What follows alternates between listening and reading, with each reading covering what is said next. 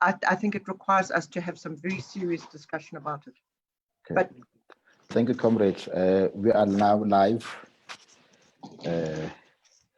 Just maybe as a protocol, maybe we can just all mute, except the person that is talking at the time. Then we'll unmute to actually make a talk. And let's give over to Comrade Musa. Okay, thank you very much, comrades. My name is Musa Malabela, and I'm a researcher at the Chris Hani Institute. I'm just going to give a brief background of the CHI, which is today hosting the seminar together with the SACP Political Economic Technical Task Team. So the CHI was launched in 2003 to promote the values and principles practiced by Comrade Chris Hani and others in their struggle to serve the aspiration of ordinary working people and the people of Southern Africa. The CHI aims to engage in the battle of ideas to develop alternatives to neoliberalism and to deepen the links between progressive intellectuals in our universities inside the democratic movement. Our research, education work, and public engagement is from the perspective of the working class and the workless people, from the losers rather than the winners in the post-apartheid South Africa. So today we're meeting to discuss some of the developments that are happening, especially on the broader economic front, and to provide alternatives to the dominant narrative that are dominating our space now. So today we're going to have a speaker that's going to give us an alternative to some of the economic issues that we are confronted with in the wake of COVID-19. So I'd like to welcome all of you, and I'll then hand over to the director to introduce our speaker of the day. Thank you very much. Thank you, Comrade Musa. We just welcome as well Karima, who just joined now. And we also welcome all the comrades that are and academics that are joining us either as participants or via Facebook. As Musa has just outlined, essentially, part of the critical work that CHI has to do is to do research. We do research capacity development, but also is to do public engagements. And obviously, since the advent of the COVID-19, we have seen a growing aspect, both of the health crisis and the health challenges that are coming with it, but also equally the economic challenges and the economic crisis that is also now resultingly being attributed to COVID-19. But many of us are also fully aware that while COVID-19 has indeed accentuated in a very great manner both the health and the economic crisis, but we know that the economic crisis in South Africa predates COVID. In fact, our economy has been struggling, dating back from the 2008 global financial crisis, with almost 2 consecutive technical recessions over the last 3 years. Rise in unemployment, which saw it increase to almost 29.1% in 2019 from 28.7% previously, and from 27% the previous year. And so there's been this almost growth of unemployment. Obviously, we know about inequality, and so and generally the crisis of growth, but also massive unemployment, massive inequality, and challenges that have been facing the majority of our people, and so we know about inequality, and so and generally the crisis of growth, but also massive unemployment, massive inequality. I think someone needs to mute their speaker. I think it's Hani. And so we know about inequality, and so there's feedback. Hani, please mute your speaker. Yes, I've just done that. Thank you. So essentially, as I was saying that, and so we do believe that the economic challenges, in particular, are not just a result of the COVID challenges, but they more represent a structural challenge within the economy that require much more engagement around how do we really transform not just responding to COVID, but we really transform the structure of the economy at large. And so, and over the last 2 months, there's been a lot of that has been written, both in the newspapers and on analysis that has been on the news, television, articles, even when you look at the United Nations, UNCTAD, WHO, I mean, almost so many voices that have been coming up, including the ILO, around what are possibilities, and in which, in many cases, these has been mostly categorized by what we can call COVID responses, mostly to the social crisis, but also and as well as then stimulus packages, and in which, in many cases, we have seen actually the conflation of the two, in which, in many of the cases, what really is only just a social response to the crisis around making sure that the poor actually have a means to survive, sometimes then is conflated as a stimulus package. And so we have been engaging with a number of progressive comrades, primarily the Communist Party and many others, around what is important to really respond to the kind of the crisis that we are having, but what is really a progressive way of channeling the kind of a future that South Africa we want to have. And so we have come up with this concept around having a series of webinars and seminars in which really we try to interrogate what's happening with our economy on the various aspects of it. And so we're going to have the first 4 seminars, beginning with this one today, more on the broader macroeconomic policy. And then the next one is going to look at more monetary, and another one on fiscal, banking, and the financial sector. And then we will have also another series of seminars later, probably around July, August, more on the industrial policy. And so looking at the various aspects and all these important sectors within the economy to really be able to provide the kinds of bases, hopefully that will create a groundswell of what we call an anti-neoliberal response, especially in this particular time. And so we are quite excited to have this first of this webinar, and to have Comrade Rob to actually come and make this presentation to us. And Comrade Rob is quite well known to any South African. For those who don't know, it's probably people who don't watch the news or have not been watching the news. He's a former minister, lately of trade and industry. I am personally glad because Rob is also is a PhD sociologist, like some of us, and so we come from the same almost intellectual roots, and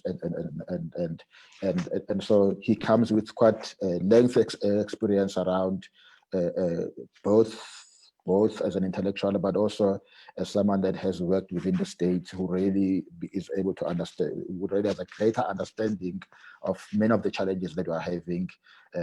And he has a presentation here that is a culmination of the kinds of engagement that the Communist Party's political economic transformation task team has been engaged with quite rigorously. And he will make this presentation, and then we will have a discussant by Comrade Langazita when Comrade Rob finishes. And so it is given me a great pleasure to give Comrade Rob his opportunity to make a presentation. Thank you.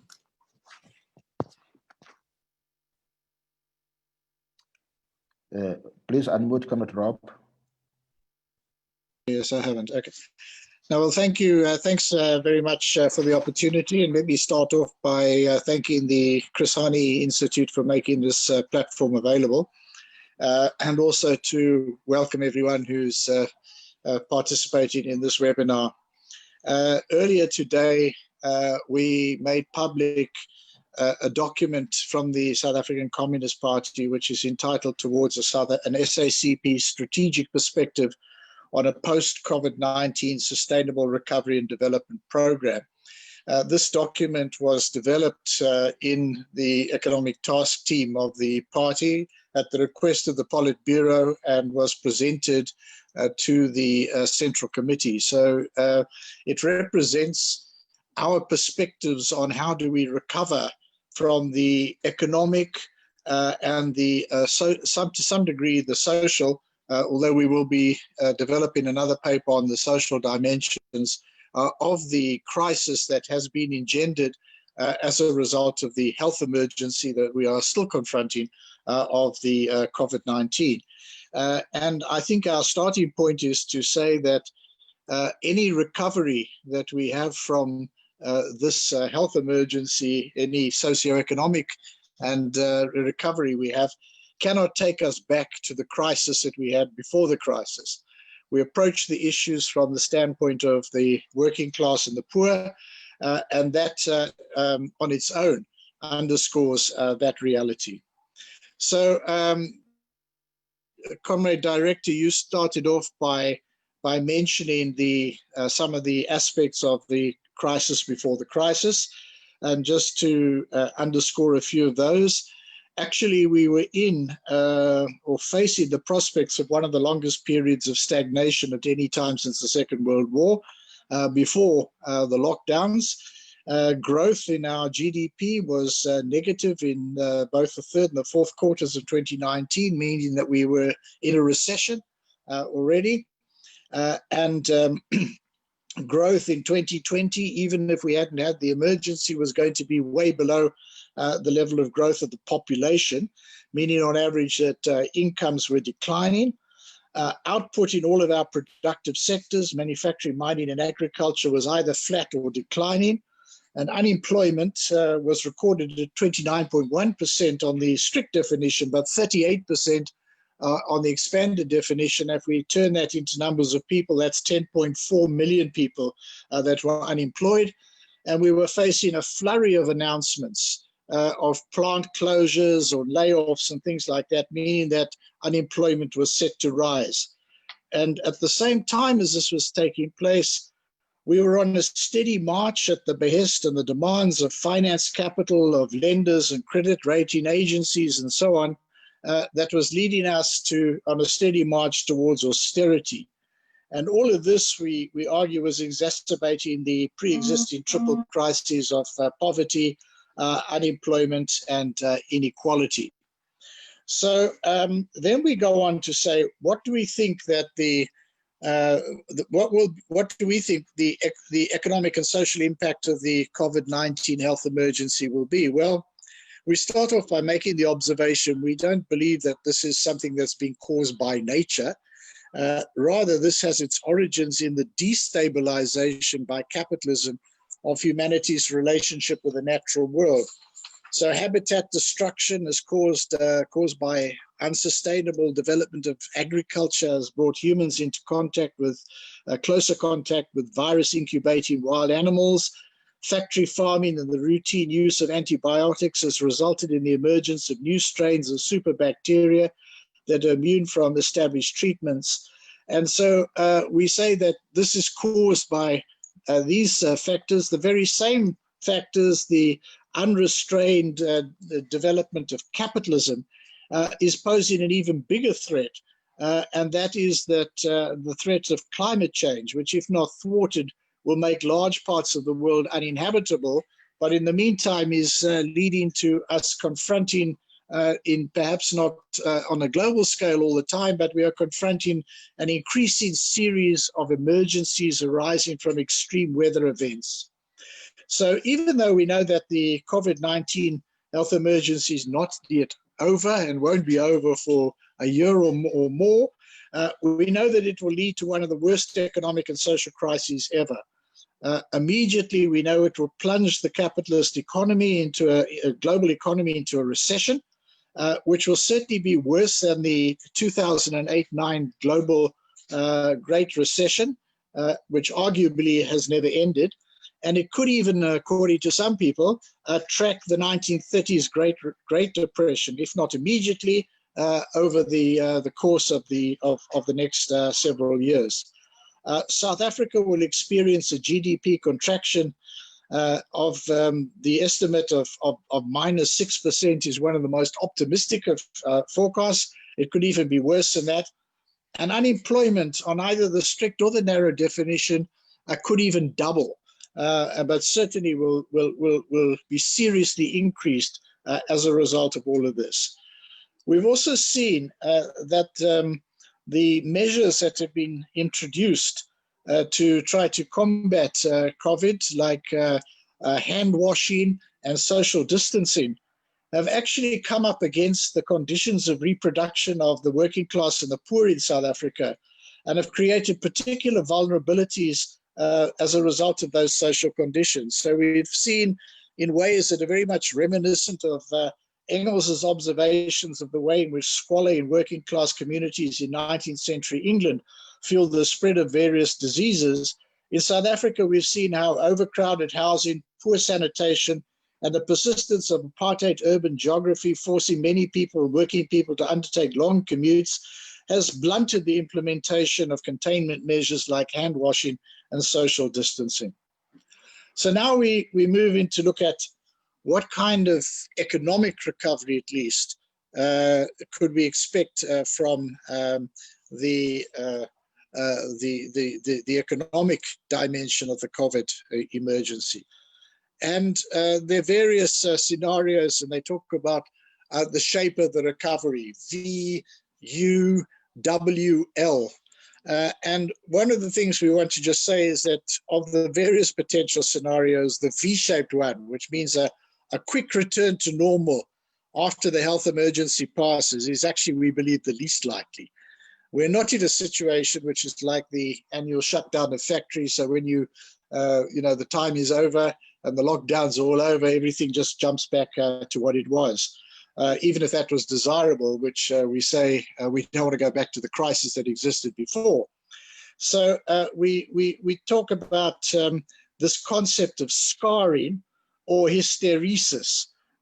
And this means that when the initial cause of some economic catastrophe is removed, the effects continue even though the initial cause may have dissipated. So in other words, the damage persists even after the initial cause is no longer there. And we think that in the case of South Africa, and indeed many other countries in the world economy, Marxist economists like Michael Roberts and others have argued that there will be scarring, there will be hysteresis that we must anticipate. We found, for example, that many companies, small companies in particular, will not survive the lockdown, notwithstanding the various relief measures that have been instituted by government. Stats South Africa conducted a survey and reported that 55% of responding small companies said they didn't expect to survive longer than a further 1 to 3 months. Now, hopefully the support measures will mean that some of them will, but some of them won't. And those that do close down, the jobs lost in those companies will certainly not be automatically recreated when lockdowns end. In addition, we're going to see a continuation of the impact of COVID-19 for some time to come. And this is going to mean that things that have been seen as low-hanging fruit in terms of job creation in the past are no longer going to be able to have the same impact as we had hoped for at that time. Tourism and hospitality is an example. The likely introduction of regulations requiring the wearing of masks on aircraft, coupled with possible increased prices of air travel on less crowded flights, will have a dampening effect on long-distance travel and tourism for some time to come. Restaurants, big crowd entertainment events are likely to experience prolonged depressed conditions. And on top of that, there are also very likely to be some relatively permanent behavior changes driven by the experience of the lockdown. We will find more working from home, more permanent use of things like Zoom, and probably more outsourced and contractual office work. And this, the fact that we will have more virtual conferencing will mean less hiring of conference venues, less catering, more use of e-commerce. E-commerce will mean that there will be some opportunities for employment in warehousing and other activities. But in general terms, we think that much of this scarring will affect particularly low-skilled service jobs. And while, as I said, some may be created in new forms like e-commerce, we think we're likely to see net job losses. And all of this means that if we have a simple market-driven bounce back from the health emergency, this is likely to fall short of returning us even to the crisis before the crisis, and most particularly in employment. And that being the case, we say, what we would have, the default scenario is in fact that we will be returned to an even worse crisis than the crisis we had before the crisis, which was bad enough. And so we say that, that being the case, there's an urgent need for an ambitious, state-led, deliberate, sustainable recovery and development program. Fortunately, there's a near consensus in the Tripartite Alliance about the need for such a program. And this document, among other things, is to guide our participation in some of those discussions. There's also a near consensus about the need to construct a new economy, which differs from that existed before. However, we say there remain many devils in the details yet to be discovered, which could become the basis of class-based contestation in the future. And they could include issues around the conceptualization, design, finance, and implementation of a recovery program. And so that's the basis on which we're approaching this. We have a section that deals with what were the character of stimulus packages that were implemented after the 2008 Great Recession. We think this is quite important because we are going to be seeing governments around the world announcing quite large sums of money to support stimulus packages of different sorts. And we think it's therefore useful to unpack what it was that passed as stimulus packages after the last major crisis of global capitalism, the Great Recession of 2007-8. Essentially, and here we join on criticisms that have been made of these programs, particularly by proponents of a global Green New Deal, many of these programs consisted in the main of highly partisan bailouts and subsidies for powerful vested interests. They included bank bailouts, which were trillions of dollars of bank bailouts. They included tax cuts for the rich. They included quantitative easing that released liquidity that actually supported speculative financial activities based on increasing consumer debt. And there was the retention or introduction of light touch regulation. And all of this, bailing out and subsidizing particular vested capitalist interests, was coupled with the imposition of austerity programs in many countries, which cut deeply into government programs, including health services, to the extent of rendering many countries underprepared to meet the COVID-19 challenge. And here we recall it in our own country, 50 days into the lockdown, the health minister was asking for nursing posts to be unfrozen. In fact, in other work which we've published in our documents, I wrote a piece saying that there's evidence that the COVID crisis was not only predictable, but was also predicted by multinational bodies as well as by national bodies. And yet the climate of austerity meant that underfunding of programs which could have made an impact at an earlier stage in many countries was a significant reality. So what did this combination of partisan bailouts and austerity achieve. What it led, it choked off the possibility of inclusive growth across the world. Instead, it saw, as UNCTAD put it, a spluttering north, a general slowdown in the south, and rising levels of debt everywhere. And several countries or territories were on the brink of entering recession in 2020, even before the coronavirus struck. They include some quite interesting countries: Argentina, Brazil, Hong Kong, Germany even, Italy, Mexico, Turkey, and Japan. And at one end of the spectrum, what we saw was that the global order became increasingly uneven and unequal, and those benefiting from financialized speculation, rentier activity, and the proliferation of winner-takes-all markets prospered. There was a calculation done again by UNCTAD, and it said that surplus profits beyond those derivable from typical business activities rose from 4% of total profits from 1995 to 2000 to 23% in 2009 to 2015. And for the top 100 global companies, the share increased from 16 to 40%. So there was a huge amount of rent that was received at the top. At the other side, too many people in too many places were integrated into a system that delivered inequitable and unjust outcomes. Among other things, there was wage suppression across the world, which led to a decline in the ratio of income from employment to GDP from 61.5% in 1980 in the developed world to 54% by 2018, and a similar decline from 1990, 52.5% to 50% by 2018 in the developing world. So this is the reality we had before. So we now point to a number of forces that have been arguing even before the onset of COVID, that we need to move in a different direction. One group, one movement has been called the call for the Global Green New Deal. And we take note of the call there, which generally has been calling for an end to austerity through using fiscal policy to manage demand conditions and to make full employment a central policy goal, to expand monetary expansion, and to finance public investments in an inclusive and sustainable way.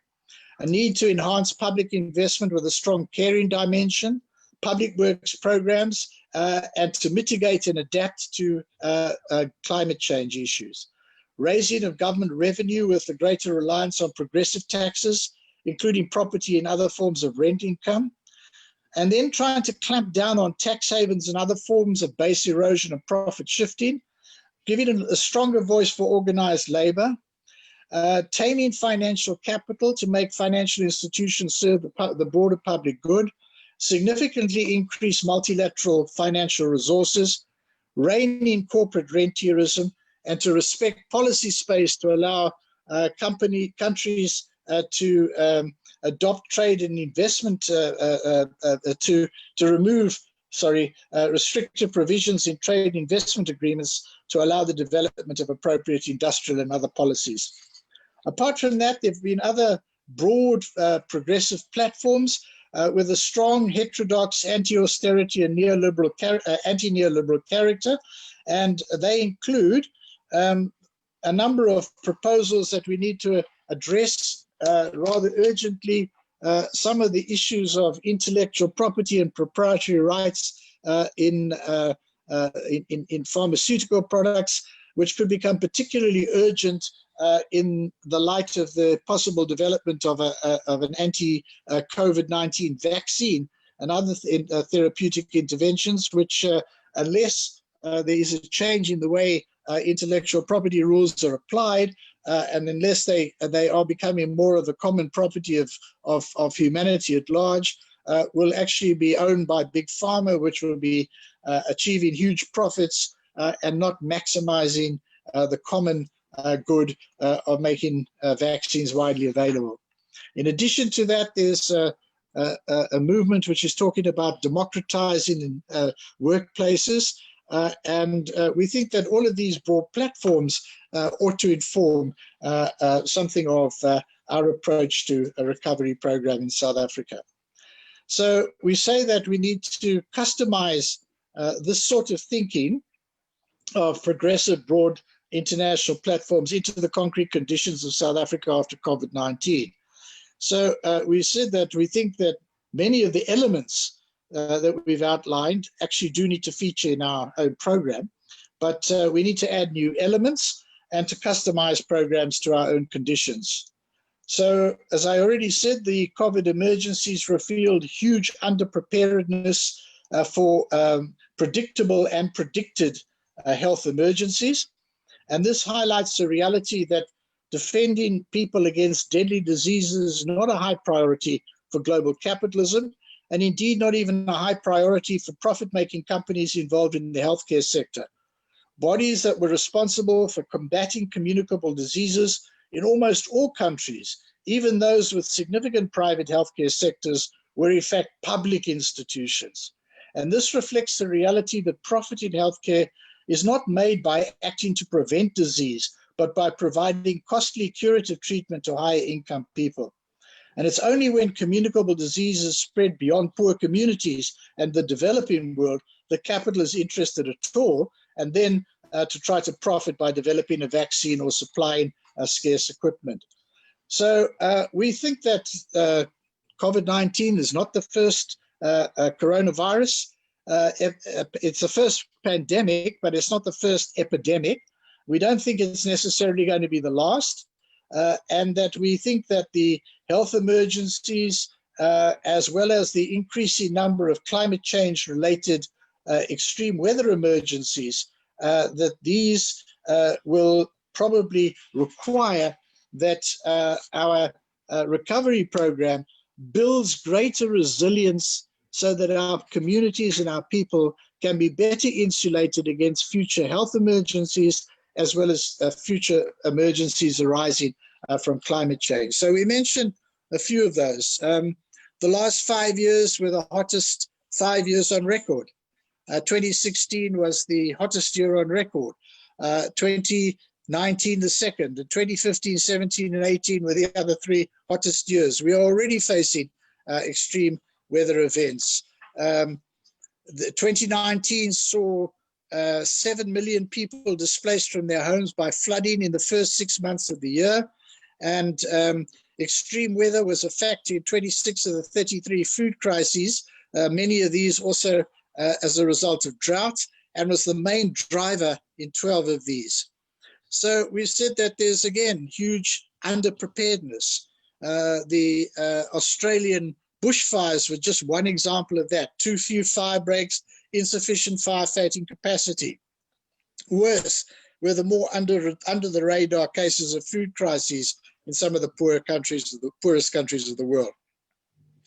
So beyond the health emergency, as we've already indicated, were the conditions, the social housing conditions, and the conditions of reproduction of South Africa's proletariat.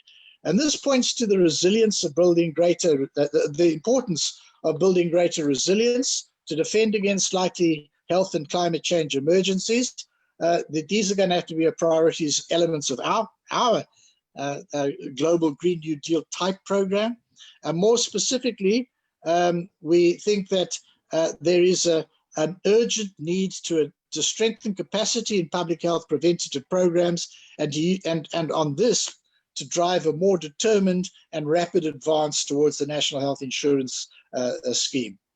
Equally, building resilience requires programs to transform the social conditions of lower income communities.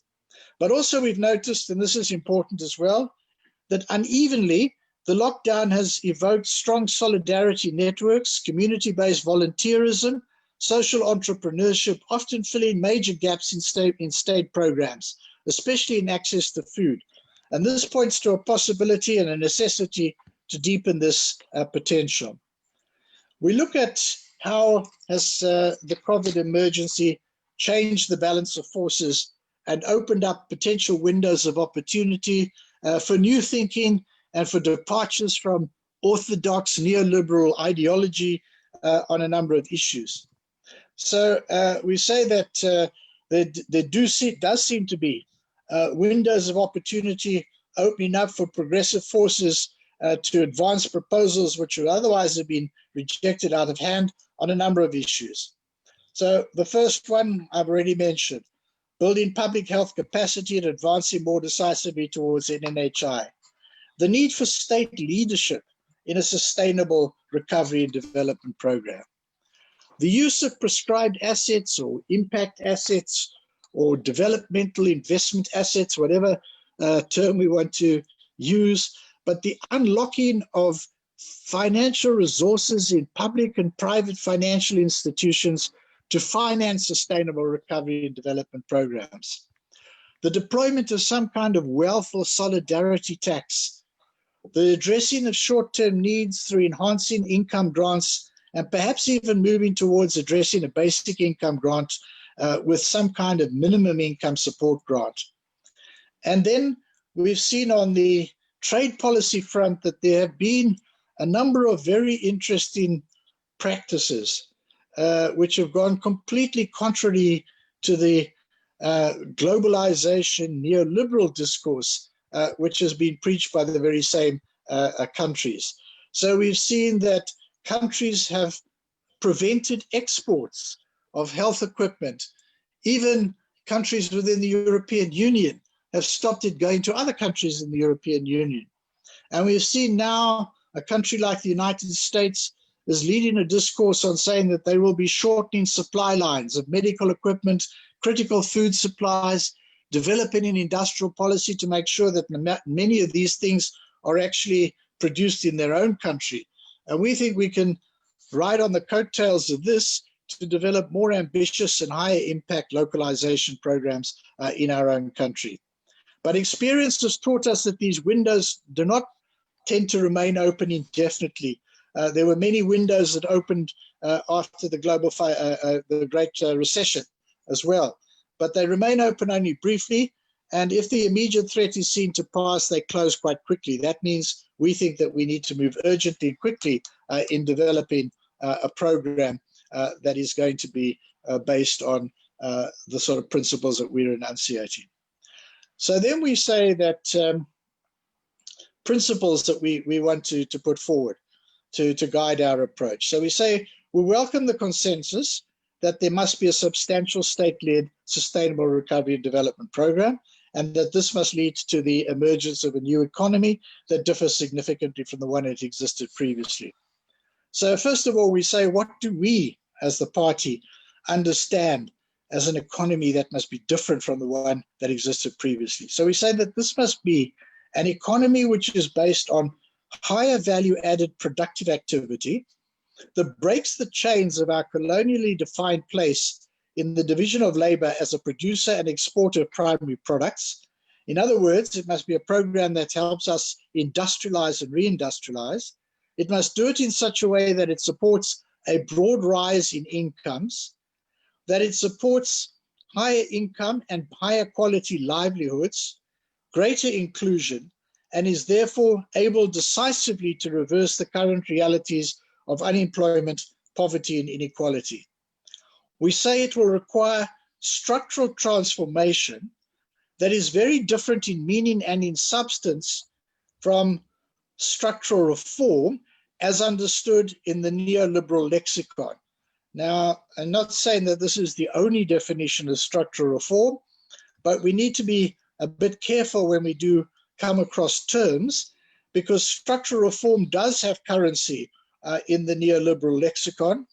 And one definition of this, to quote, says that structural reforms are programs to, quote, tackle obstacles to fundamental drivers of growth by liberalizing labor, product and service markets to boost an economy's competitiveness, growth potential, and adjustment capacity, unquote. So we say that that's not what we need. We don't need a structural reform program of that sort. We need structural transformation that brings about the kind of changes that I mentioned earlier on. This will also depend on taming financialization, shifting financial institutions into a role of supporting productive sector transformation, and that not gods in their own right, turning debt, consumer debt, into derivative products of securities and whatever, and trading these among financial institutions and creating great bubbles of wealth for financial sectors, which have little impact, positive impact on providing resources to support a productive sector, new growth and development direction. So directly and immediately we say that the South African Communist Party needs to re-energize its financial sector campaign. And this must address immediate consumer issues, if you like. Things like repayment holidays, moratoria on evictions, reducing finance and banking charges, particularly for people who have been affected by layoffs, but must also move into structural issues like revisiting financial sector accords and charter commitments to advance towards development investment asset requirements and lending requirements to support structural transformation of the productive economy. It must also aim at making financial institutions play, in short, a stronger developmental role.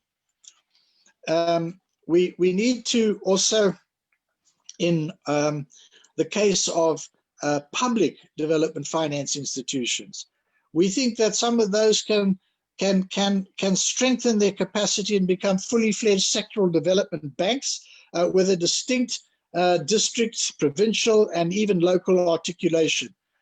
And these could be supported by adequate funding from the Reserve Bank, including on preferential terms, through the Reserve Bank directly buying bonds, and in that way releasing resources to support a financing of a recovery program. We also need to recognize that this will be a moment of increasing social dialogue and social contracting, and we think that we could be able to get more concessions from capital against the increased incentives and bailout funds that they're getting. For example, we could be asking for shares for government and workers, in addition to commitments on jobs and performance, that along with dividend flows could feed into a sovereign wealth fund and help to finance the recovery program. The opportunities for building on community and solidarity responses to COVID-19 need also to feature prominently in this program. We think that the National Coronavirus Command Center, the NCC, Command Council rather, with this combination of key ministers and specialist advisory panels, appears to have led to some overcoming of the silos in government.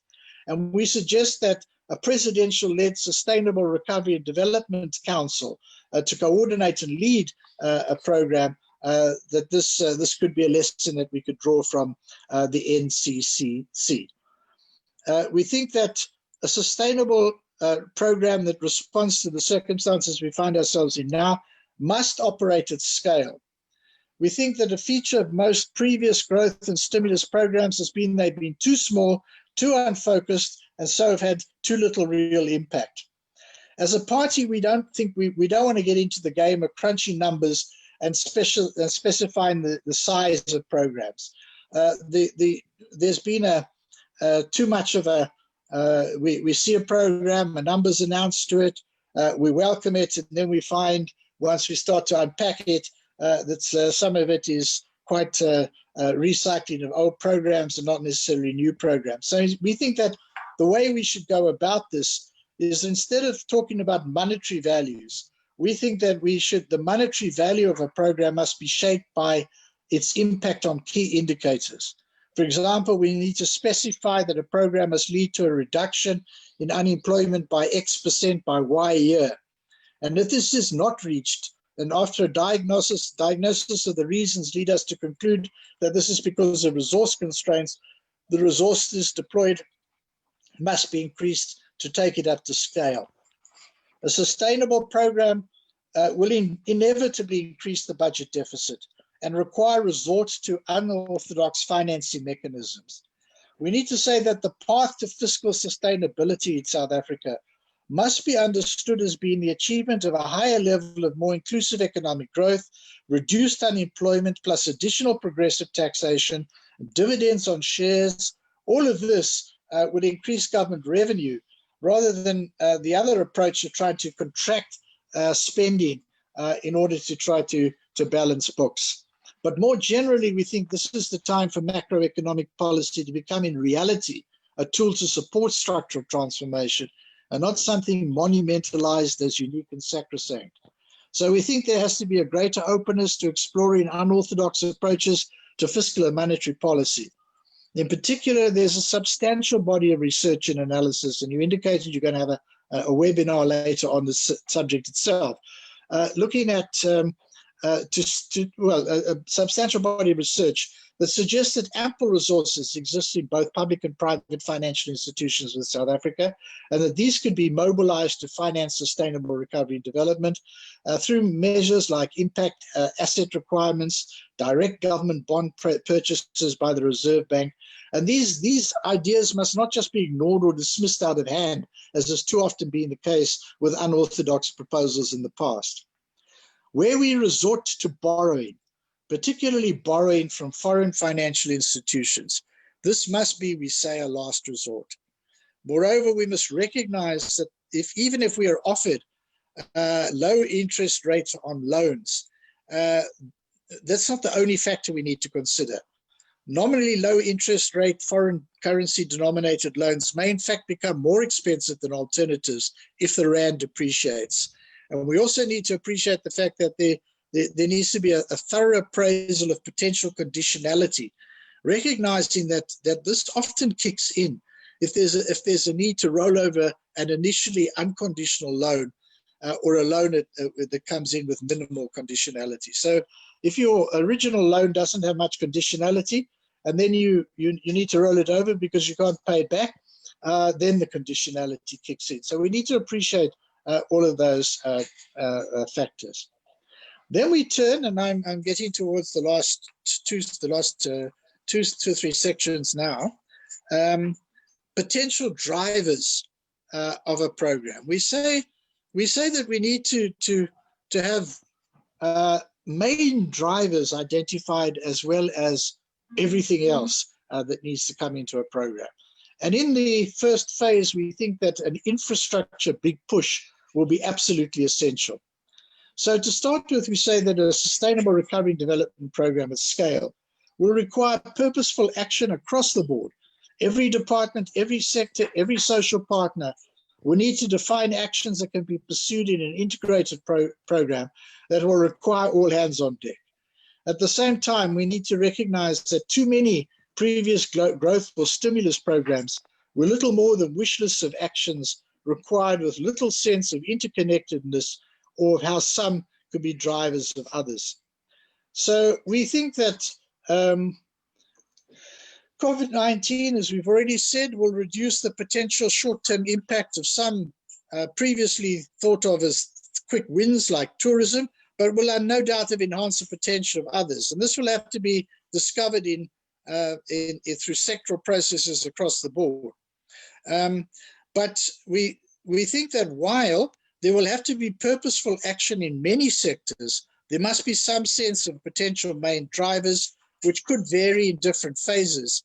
And that this must be accompanied by some sense of how the driver program will reinforce actions elsewhere, particularly those that will be the drivers of structural transformations, not necessarily immediately, but in later phases. We think the Macroeconomic Research Group report, Making Democracy Work, had some sense of this in its recommendations for policies in the initial years after the democratic breakthrough. It was never implemented, but it did have some sense of phasing and drivers.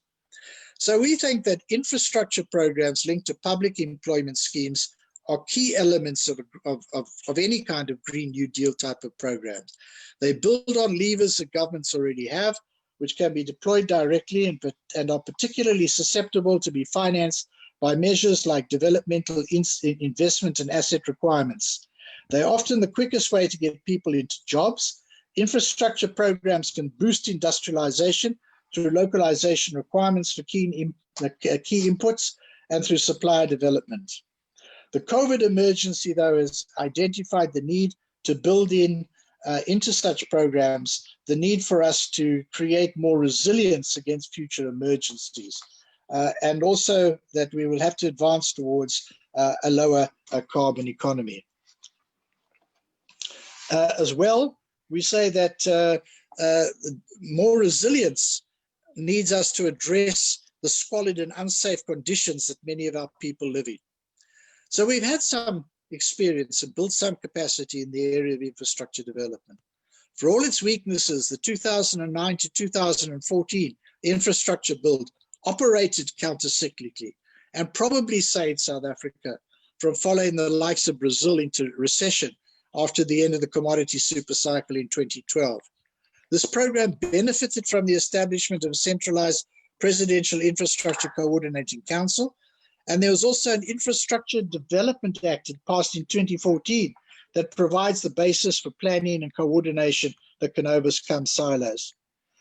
The weaknesses of these programs, in addition to, of course, many of them being looted, included a tendency to prioritize headline-grabbing big new projects over maintenance or smaller community-based programs, an emphasis on economic at the expense of social projects. Nor had such programs adequately sought to establish potential symbiotic links to public employment programs, the social solidarity economy, or a potential job guarantee scheme like that operating in countries like India. A large-scale infrastructure program that builds on the foundation created earlier addresses the weaknesses such as those which we've mentioned earlier and incorporates the need for the COVID-19 emergency resilience building could become the big push driver of a sustainable program, catalyzing many other deep-going initiatives, including a higher impact industrial policy and advancing development. We say that many verbal commitments to a massive infrastructure program have been made, and I see there's going to be a meeting on this on the 23rd of this month. But the fact is that there's been little visible action up to now. The sixth administration appears to have decommissioned the PICC and relegated infrastructure to the program of one department. Public employment programs were also an area where some good work was done, but also now seem to be lagging, although they have the potential to be massified quickly. So we think that if a post-COVID infrastructure program does not operate at scale, it will let us down. And it will not operate at scale if it's relegated to the program of one department. So hence is our proposal for a presidential-led coordination, recovery coordination process. Then we think that that would give way into a second phase where a higher impact industrial policy would be taking the lead. A higher value added productive economy is the essential defining characteristic of the endpoint of structural transformation we would want. We do say that this doesn't just mean grey manufacturing in some narrow sense. Mineral beneficiation, adding more value to mineral commodities and not exporting dirt out of the ground. That is also part of higher value addition. And smart agriculture, which aims specifically to capture more of value chains on exported products, are important elements of a higher value added economy. But history teaches us that nowhere ever has such a transformation been achieved without an active industrial policy. In the past, there's been too little prioritization of industrial policy. In practice, it was relegated to the program of one department instead of becoming something that should shape programs and interventions across all of government. We think that in the immediate post-COVID environment, that there's an opportunity to take industrial policy to a higher level. There will be an environment, at least conceptually, to support that. But we think it's unlikely that in the immediate period that a major recovery and development program will be ignited by social compacting or investment commitments. Not we're saying that these should not be pursued, but we do point out that one of the arguments of Michael Roberts, the economist I mentioned earlier, about scarring, is that he says that this is something that will also create lags in investment. And he says, and I quote him, it takes a long time for both business and consumers to restore their confidence levels in the economy and change ultra-cautious investment and spending behavior. So we think the productive sectors, at least those sectors recognized in GDP terms as productive of the South African economy, are areas that are under the control of profit-seeking capital. The government tries to influence but doesn't actually control the decisions directly. And we think that it's not likely that the investment strike that we've seen there is going to be decisively reversed as a major driver initially. But if it's part of an infrastructure big push, and whereas this begins to have an impact, it could create conditions where more bang for buck could be extracted from incentives.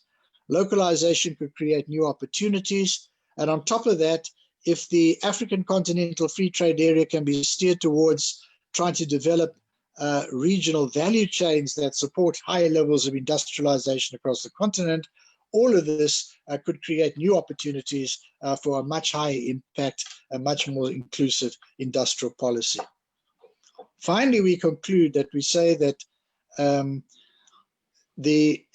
can working class and the poor influence the way forward from COVID-19? We say that there's at least a historic chance under the circumstances that are likely to emerge for the SACP to work towards enhancing working class influence over a sustainable recovery and development program. Many of the potential elements derived from our existing programs, but also have broad front type appeal, and there's a new openness to thinking about some of these ideas that there wasn't here before. We face a daunting challenge as a country and a movement and as a party, that capitalism has distorted humanity's relationship with nature, leading to the point of leading us into a global health pandemic.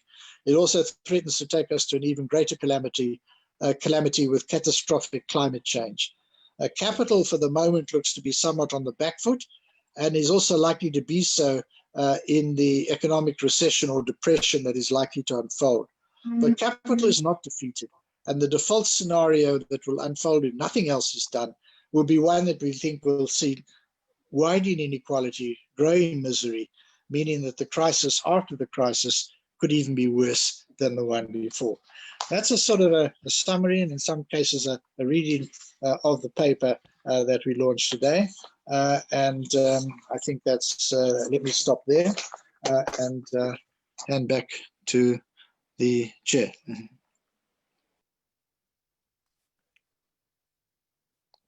Thank you very much, Comrade Rob. That was quite a comprehensive presentation, so the process now is that we're gonna give to Comrade Langa, who's just gonna take a few reflections from the presentation that Rob said, and then I will then outline how we will do the questions and answers when Comrade Langa finishes. Comrade Langa. Thank you, Comrade Chair. Thanks, Comrade Rob, for a very comprehensive, extremely well thought out response to the current challenges that we face as the party and working people in our country. I think it raises many important issues. The first thing I want to say as a response is to first indicate that which I agree with. As I say, I agree with the overall thrust of the paper. I think it's important for me to say that. I welcome in particular the progressive measures that are suggested by the Global Green New Deal, such as anti-austerity, public investment, progressive taxation, addressing tax havens, and a stronger voice for organized labor in the management of companies. I think these are very important measures, including respecting policy space, because one of the difficulties of the past 30 years, since the fall of the Berlin Wall, has really been the closure the inhibitions on alternative thought that dominant elites in the world have imposed on all of us. It's therefore welcoming and good that today there is talk amongst important sectors, such as the Global Green New Deal, about the importance of respecting the policy space. However, I felt that, Comrade Rob, that you took from the progressive Global Green New Deal, the progressive measures. There's not much green in the meat of your presentation. And one would have expected that some of the green measures, such as the road, for instance, of renewable energy, the whole challenge of retrofitting industry, the whole, what is emerging, the whole industrialization linked to the greening of the economy would have assumed a far more sharper role. And therefore, some of my comments in the latter part of my response would have anticipated such a discussion. Another point I would like to refer to in your paper, you make reference to a new platform that's called Democratize, Decommodify, Remediate. I think some of their insights are useful, but I think the issue, when they talk about decommodification, the right to decommodification of jobs or of work, much as that is useful, we need to ask, what is the relationship between the decommodification of work and the reproduction of society? Okay? Because decommodification of work is serious business. It means creating work as against creating jobs. Okay? It's a radical measure. What are the implications of this? What are the insights that we can draw from these cycles that are hazarding this idea? I think it's an important idea. I think it's a radical measure, but it's important. How does it really sit in with social reproduction, which is currently influenced by the role of capital? I also welcome the reference to the importance of the ecosystem and the fact that going forward we must think about that. I also welcome what you refer to as the new consensus in our country around the role of the state, the assertion of impact assets or prescribed assets, the issue of the wealth tax, the minimum income grant, and this newfound belief in localization. I think all of these are important, and I think you're correct, Comrade Rob, that we've got to understand that there's a time limits to this consensus. We must intervene on it, run with it, okay? Because if we procrastinate, by the time we want to see these measures implemented, the balance of forces in the country may have changed. But I do want to say that in the context of these measures of this South African consensus, we must, as the party, say there are critical wins, of fundamental wins that no matter what happens, we must get. So I would insist that some of those wins, comrades, is this issue of a minimum income grant. And I'll come to it later as I elaborate some points as to how I think we could build on the wonderful paper that Comrade Rob has presented to us. I also welcome the notion of the taming of financialization, okay? Particularly such measures as demonopolization.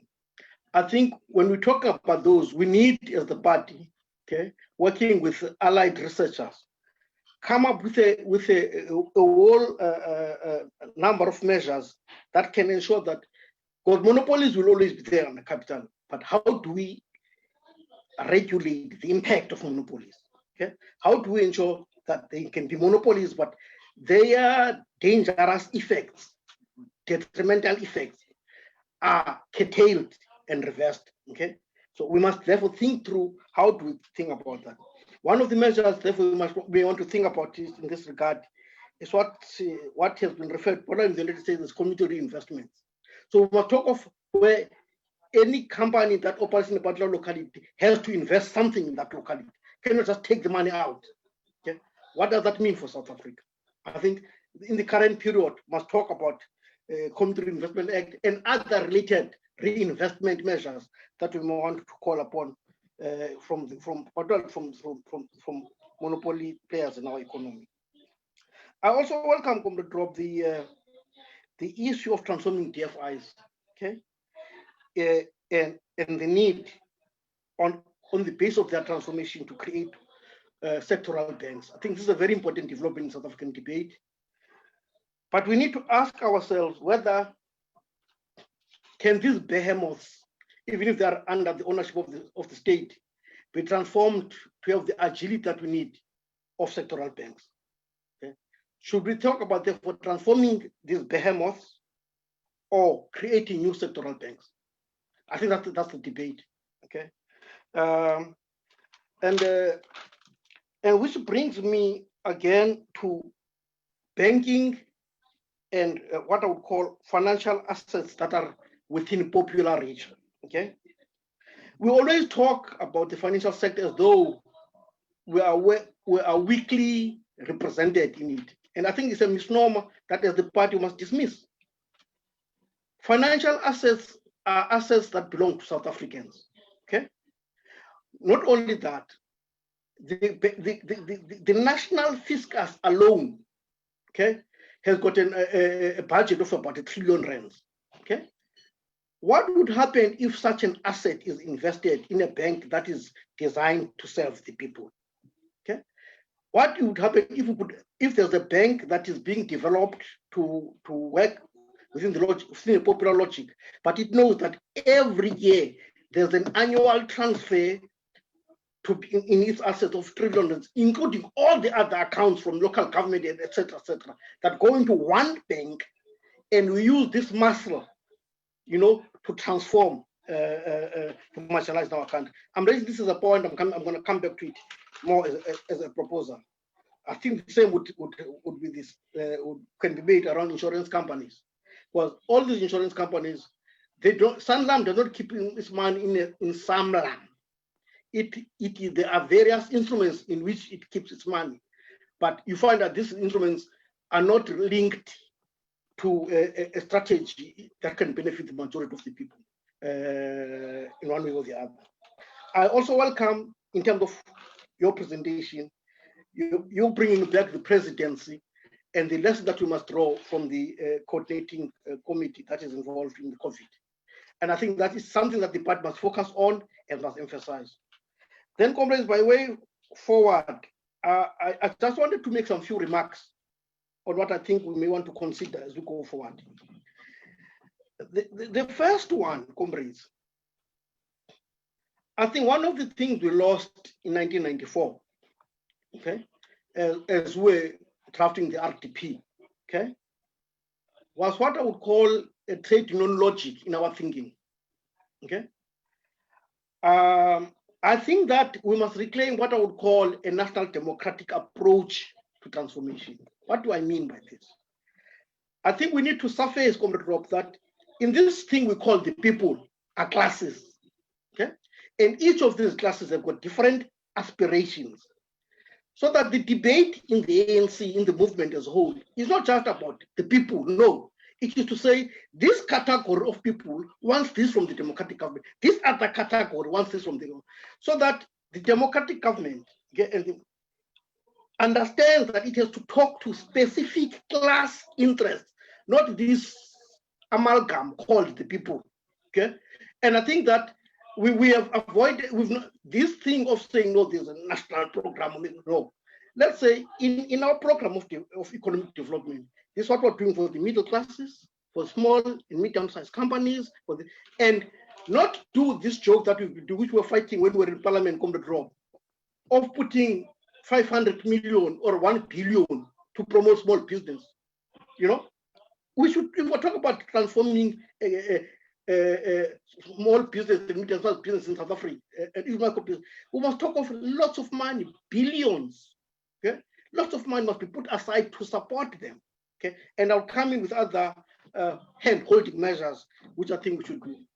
Relatedly, comrades, I think that as the party, we are a party of the working class and the poor, and we've got our history to attest for that.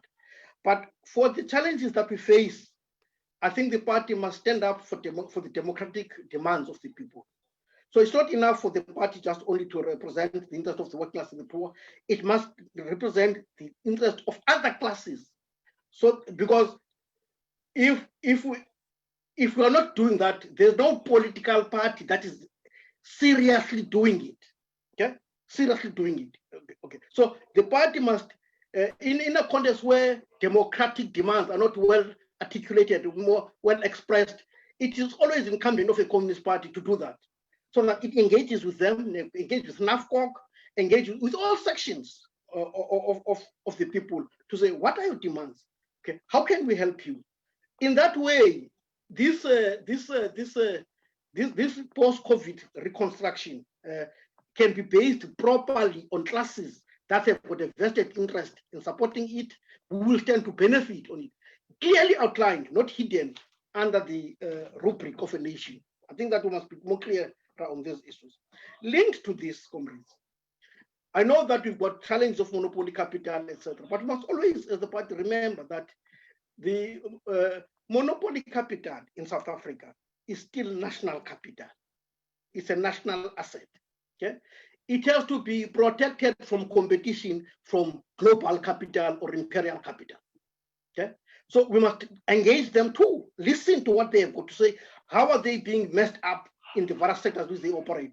So it's one of the things, what I'm calling democratic tasks, that we must execute as the party, based on the people who represent and link it to the amalgam of classes that make up the people. Another point I think is important for me is social protection and the rebuilding of a people's economy. Okay, the crisis that we have, comrades, gives us an opportunity to plan the economy and to take the kind of steps we could have taken in 1994, which we were unable to. Okay? To think it through, okay, how are we going to build this sector? How are we going to make ourselves competitive in this regard, etc., etc. But now, what that means is that in correcting the problems of the economy, that's going to take some time. It's a medium-term task. What do we do in the meantime? So I'm saying that we must link in the need to rebuild the economy and the measures, social protection measures that we must take. And therefore, we must talk, for instance, about the basic income grant, but also we must open up a very sensitive but important debate as the party about the link of a basic income grant to the current social grant regime. How do these things link? Okay. Is it an additional to that, or is it a redirection of that? And we must have, I think, a reflection on social protection that looks at these possibilities. A fourth issue I think we may want to look at, and linked to this basic income grant, of course, with the issue of which I support of the job guarantee scheme, which I think we must look at as an urgent task, and even get people working on this thing as something that we're going to be bring at a large level. I think one of the things we've never done as we look at some of these measures is to prepare our people to receive these measures. Most of the time, all the good things that we do are benefits the most organized amongst us, okay? And mostly it's white people. So if we're going to come with reform, with this new agenda of rebuilding the economy, let's prepare our people to receive the measures that we take. So it means a more engaging state, a more active state, and a less corrupt state. I also felt that on this discussion on the new Green Deal, I would have wanted us to talk more about how we want to think about renewable energy, both wind, solar, and related other energies. Okay, because as the debate is in South Africa today, the only people who are benefiting from renewable energy, again, is dominant players in our economy, and most of them are white. Okay, so I would argue that encouraging the working class, as in Germany, to participate in the grid, to produce electricity and sell it into the grid, okay, can be one of the measures that we put in place that can ensure that some income is developed by ordinary people that can be part of their reproduction. I think this measure must be looked at by the party. And therefore, I want to argue that when we talk about solar energy, renewable energy, etc., let's not open them up to everyone. Let's probably look and create measures which the most excluded of us are given first right to produce and sell energy into the grid. Yeah? Let's have a class approach to this Green New Deal. Let's have a class approach and have an inclusionary logic into how we go about it. The 6th point, comrades, I'm almost through, is around monetary policy. I think the party must spend time on this, on how to explore, Comrade Duma, what one would call a dual monetary regime. That on the one hand has interest rates at a level that can attract even monetary flows, but at the same time has got another interest rate regime that allows investments. Okay, so this discussion about sectoral banks, okay, etc., should be located within the context of building consciously a dual monetary regime that manages inflation, but at the same time manages accumulation. Where are the models for this that we can explore and implement? 7th point, comrades, is on administered prices, particularly with reference to digital services such as cell phones, data, etc., etc. I think here these companies are having us for dinner, comrades. Because if you are a Vodacom or MTN, there is the initial outlay, comrades, that you put in establishing your infrastructure, your etc. across the country. And maybe in the first 5 years of operation, you are able to recoup that. So there comes a time where there's no relationship between your own operations and the money that you're making. So they end up just being ATMs that print money because there's no longer demands for infrastructure. They're just only making money. I think companies like that, comrades, okay, who are unfairly benefiting from the sector that they're in which there's no relationship between economics and their prices because labor is not involved. It's all big machines that you put in place, and those big machines do the bidding for them. We must find a way and a language to regulate them such that these data services are made accessible to the majority of people. I also agree, comrades, about the importance of industrial policy. But I think in South Africa, there's something we're not talking about enough.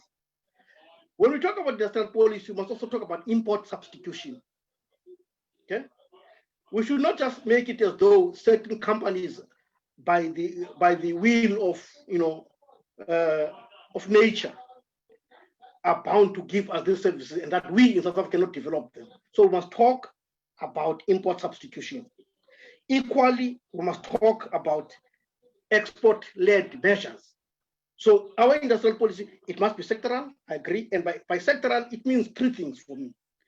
We must ensure that entrepreneurs are able to access finance, they're able to access innovation, and they're able to access markets. And institutions created by the state must help them to address this kind of challenges.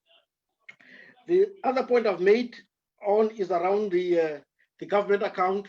We must take the big decisions that the government account, all of it, must go into one bank, and it should be the banks that are part and parcel of the development of the country, okay? So that those banks are never starved of capital. That's how the Boers did it. We must also talk about the mineral wealth. I felt that was again another. We've got the world's highest mineral resources. Now, with the space that we're having, can we not have a clear national democratic attitude to these minerals? Okay, what does it mean? Can we not go deeper? Who can participate? What are the limits to participation? How do we facilitate participation? How do we facilitate state involvement? All of these measures. Let's have a real and a deep discussion on this. And lastly, comrades, land and agrarian question. I will continue to raise this issue. I think that, again, we're not talking enough about it. The party is supposed to, the emblem of the party is the hammer and cycle. What about the cycle? Who is going to represent the peasantry? Okay, what are we saying about the peasantry? What are the measures?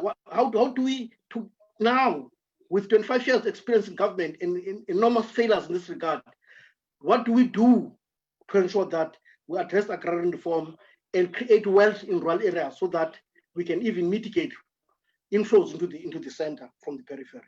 So that, comrades, are my comments. And again, as I said earlier, I welcome Comrade Rob's paper. My comments are mainly to strengthen and contribute to our thinking as part of this question. Thank you very much, Comrade Chair. Thank you very much, Comrade Langa. Quite a substantial issues of comments and issues that are raised, which I think are quite significant. By the way, it also helps us because on some of the issues that he mentioned, like on the monetary issues, by the way, we one of our following webinars are actually going to delve more specifically and quite substantively both on the monetary, on the fiscal, and once we finish with this series on macroeconomic policy, we will go to another series around the industrial policy, and there will be also another series in which we hope Comrade Langa will present in one of those webinars on the issue of land, agrarian reform, as well as agro-processing, which are quite significant issues, and also we will have as well another series around socioeconomic and social policy, which are all together are obviously all of these compositely they are quite significant factors. And so now we're gonna just open for questions and answer for Q&As.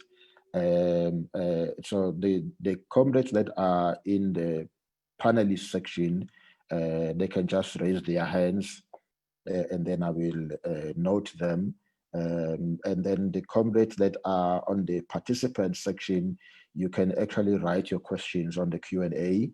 And the comrades that are joining us from Facebook Live, you can also write your questions on the comments side of the Facebook, and then one of our staff members from the CHI will record them, and then we'll be able to raise them here. And so we will open some questions, but hopefully we are pleading that, comrades, let's not have preambles to the questions. So we just ask the question, and especially for those of us who are in the panel here, to just ask the question, and then so that we can open space for even more people to be able to have a broader discussion. The space is open, so I'm just waiting to see if there are any hands.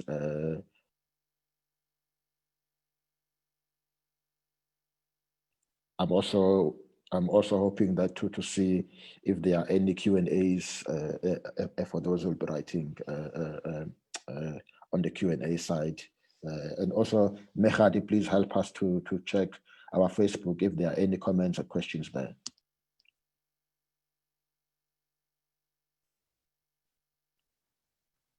Maybe let's start. I'm gonna just launch her here. We have here Karima Brown, so the journalist. I'm hoping that she does have a question, so let me launch her to start.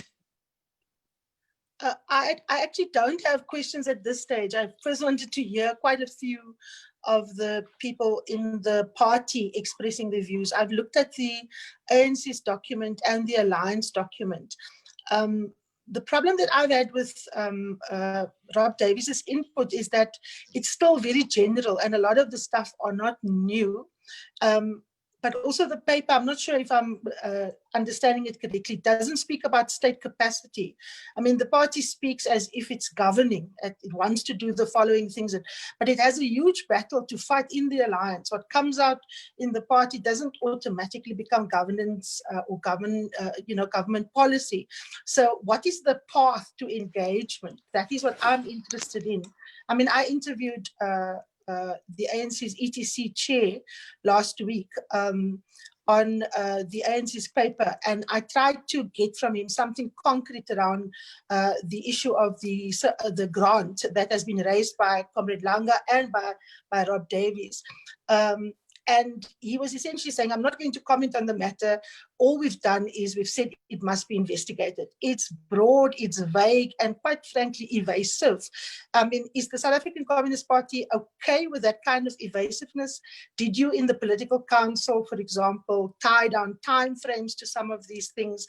So I'm a lot more interested in how the party is going to mobilize for some of these conversations inside the movement and inside the tripartite alliance, because you're obviously in structures within government and the state via the ANC. So you still have a huge hurdle to overcome for any of these things to even be tabled or to be taken seriously as possibilities for government policy. Thank you very much, Karima. I see also there's a hand here from Jenny Schreiner. Thank you, and thank you, Comrade Stimbiso, and thank you to Comrade Rob and to Comrade Langa for the presentation of the paper and for the engagement on it. And in a sense, I think I'm building on the issue that Karima has raised, but perhaps approaching it from a slightly different angle. Because for me, if we are talking about ensuring that we go forward to an economic recovery that is on a different basis, part of what we need to be ensuring that we build into it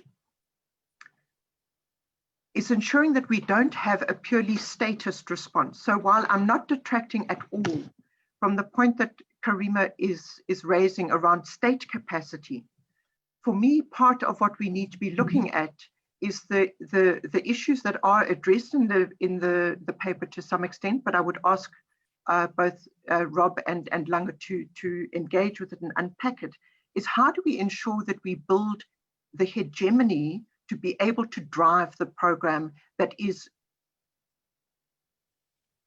building the capacity of communities of workers to be able to exercise their power and their authority. And I think for me, that element, if we're talking about what we missed in 1994, one of the fundamental elements of the RDP that we missed and how do we embed it in this process is that worker and community influence and control of the development agenda. We are not in the same organizational state that we were in 94. We are in a number of senses stronger, in a number of senses significantly weaker. How do we address that element of ensuring that part of the recovery is the social mobilization to enable a recovery on a different trajectory? Thanks.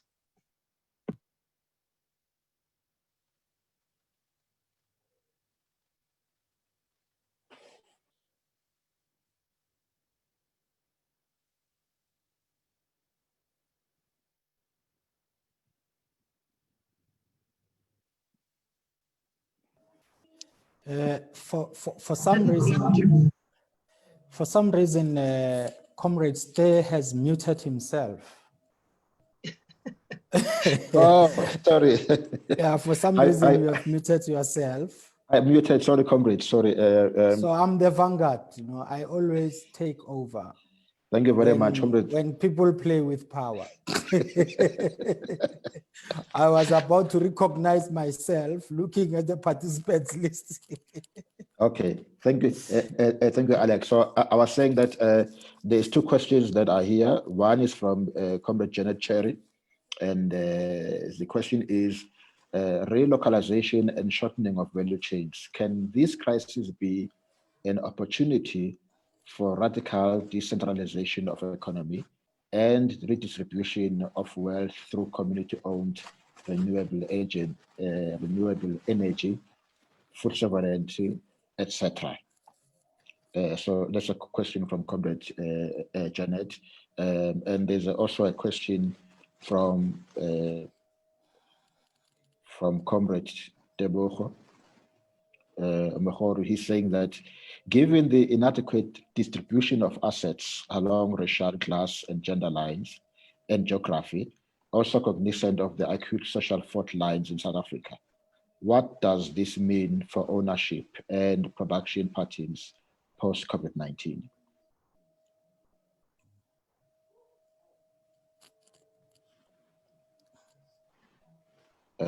I had mentioned earlier that this is open, so either Comrade Rob or Comrade Langa, but also there's Comrade Alex here, so either one of them can be able to respond to that. Okay, can I come first before Comrade Rob and Comrade Langa? This paper is actually the second installment. The first one was divided into smaller sections called chapters. It had about 12 chapters.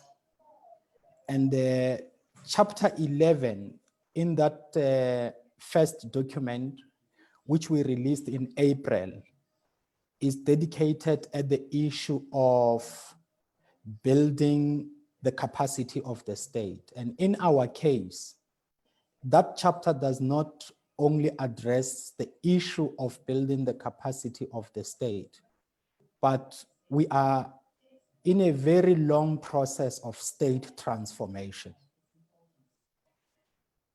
In that chapter, the concept of state transformation to achieve in real terms and not just in words, a democratic developmental state is put forward. Secondly, the question of the state in that chapter is not addressed in isolation from the class politics that underpin the state. It is anchored in the SACP program, succinctly summarized as by the phrase or the strategic theme, build working class power and hegemony in all key sites of struggle and significant centers of power. So that when you deal with the state, you do not deal with it outside the class politics that should drive, that should inform, and that should implement the state's agenda. So there is this concept of a capable state. So what the chapter argues is that no, we don't need any other capable state, but the state that we need should be a capable democratic developmental state. It is by its nature a transitional state and informed by the transformation program that we want to achieve. But as Karima says, it is important, and the document took into account that point, that even when you are a governing party, if you govern outside of building popular power, outside of buttressing state power with popular power, you are going to experience problems somewhere on the line. So the building of popular power and a democratic developmental state should not be seen in isolation. And of course, Karima is right. We are not a governing party. The SACP is in alliance with the ANC, but it does not necessarily end there. The ANC that we speak of is also an organization of our own members in their individual right, like all other members of the ANC. So history is yet to tell us whether that model would have been the most appropriate model that we needed.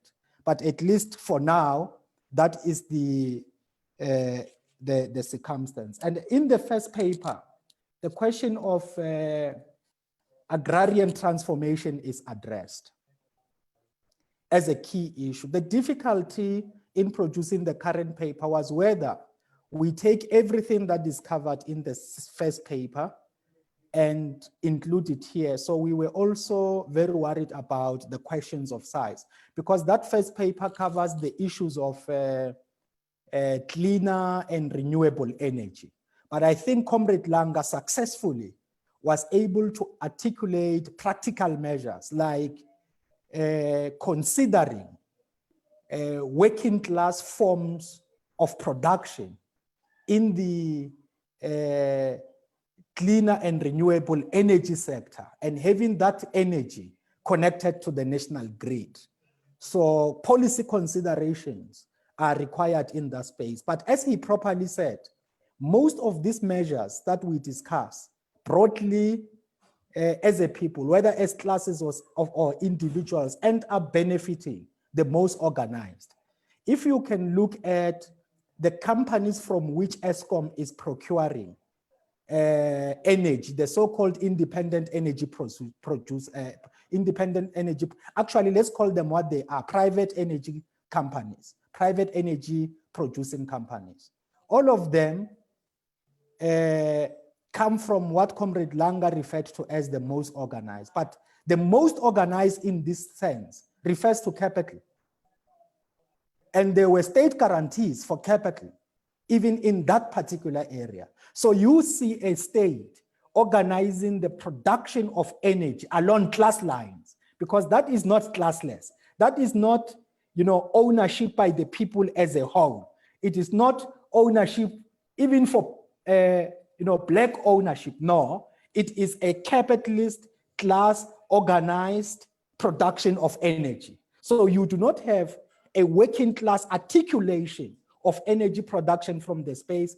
And I can agree more that the SACP should develop leadership in that regard, but it should not think that it can do so as the party.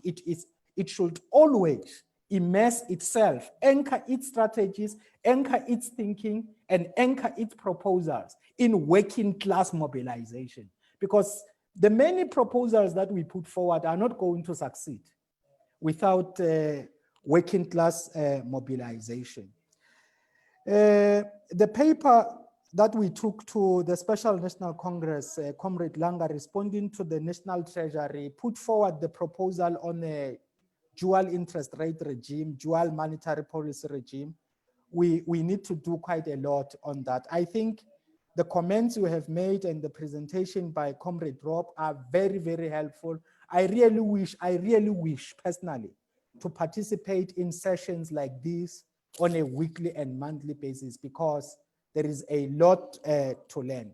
Regarding the last issue that I wish to state, at the Alliance Political Council, Karima, we discussed the issue of the minimum income support grant. Particularly the SACP and COSATU put forward that issue, and that issue found expression in the alliance paper that you referred to. The final resolution was, let us keep this issue as the alliance on the agenda, and let us allow work to be done so that we can see from the fiscus point of view how to take forward this proposal. And it is captured in that way in that alliance paper. But in the SACP paper, it is captured in the original way that was articulated by Comrade Langa and Comrade Rob, because we are pushing that issue. Thank you. Thank you, Comrade Alex. Anything to add, Comrade Rob or Comrade Langa? Yeah, no, thanks, Comrade Chair. Quite a few things, but let me start off by saying yes, the paper is at a fairly high level of abstraction. It is an attempt to be a strategic direction on key issues, and I think the fact is that a space that we didn't have before has actually opened up quite a bit in the alliance, and that is with the reconfiguring of alliance relations, the alliance political council, the regular meetings that are taking place, which were rather spotty before. And that this does provide opportunities for engagements. Now, I think what we need to do is to have a perspective that we put forward that is understood as our overall direction, and that it helps to shape those engagements, which necessarily are going to have to drill down into much more detail on specific sectoral issues. And I think at some of the points, I was very happy with Comrade Lange's commentary. I thought almost everything he said I agreed with, and I think quite a lot of this is also, as the CHI has indicated, that you will be taking forward a number of the questions that are raised in a broad and strategic way in much more detail later on. I think that's the way that we need to go. But of course, this is not a matter of just debates about ideas. It's also to try to understand the conjuncture. And I think this is what one of the points that we're trying to make is that around the world, globally, ideas that were on the margins are now emerging into the mainstream, because the crisis itself is so profound, and the way out of the crisis is going to require measures that are outside of the toolbox and the panoply of neoliberalism. Now, that window of opportunities only very briefly open, as we've said, and I do think we need to be a bit aware of a few things that are going to come along and try to tell us that we're back to normal and things are working well. Stock exchange prices are not an indication of anything other than prices that people are speculating around on stock exchanges. They are not an indication that economies are performing well. GDP growth rates, when you've had a contraction, your base is smaller, and a larger GDP growth rate could relate to the same amount of production that you called insipid a couple of years ago, but it looks a higher rate because the base on which the percentage is calculated is that much smaller. I think there are all those sorts of things that we need to be watching out for, because there will be a desire on the part of capital globally to try to return to this skewed financialized world that we've been in. And I think we need to unpack that to a considerable degree. What does this mean? It means that instead of, the phrase goes that until the 1990s, banking was boring. Banking was around collecting deposits and using those deposits to lend money to capitalists that were investing in the productive economy. No longer. Now it's lending money for consumption. It's using that to create a whole series of derivative instruments like securities, trading those, creating enormous financial assets that do not have a direct and strong relationship with the performance of the productive economy, and that, in the end of the day, is at the expense of working people and the poor. So we have a window of opportunity that's opening up. We need to, I think, the whole point is that the party is signaling here we're going for broad front approaches. We're going to try to build on the kind of movements and campaigns that progressive forces in other parts of the world are engaged in at the moment, try to take them into our own reality and try to build campaigns around those. But of course, if we confine ourselves to the boardrooms and the webinars and there's no mobilization, then that isn't going to take us forward. It has to be the basis on which we reignite campaigns. So we indicated reigniting the financial sector campaign and among others. Now, Janet Cherry's question, I also pointed it out. That the shortening of value chains, what opportunities does that create for us to move localization forward? Well, localization has been something that has been, in my experience, the area of extreme hypocrisy that what is preached is not practiced, and what is practiced is not preached. So in fact, many countries that have preached renouncing localization, like the United States, actually practice localization themselves.